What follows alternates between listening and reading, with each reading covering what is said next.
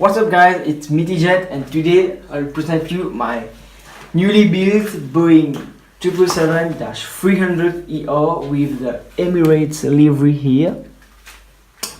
I think it's scale 1 to 150, I think. The dimension is pretty big.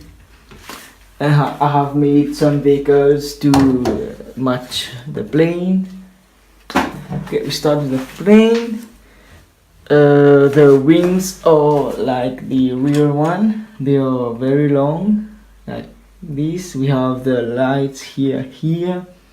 The engine is the normal Lego engine. We have the free landing gear here. On the other side of the wing, it is same but green light. Lego engine. The most tricky part of this plane is the front. I had made it by myself. I think it look like the Boeing 777. The front wheel can spin. We have headlight here. And then on the other side, the back also, it is made by me. It was very difficult to make it. We have the exhaust here. I have put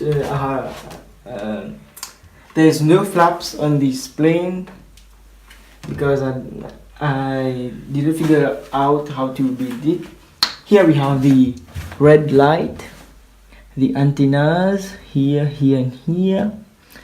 On the back we have light here, and it is red like the Emirates Boeing 777-300ER.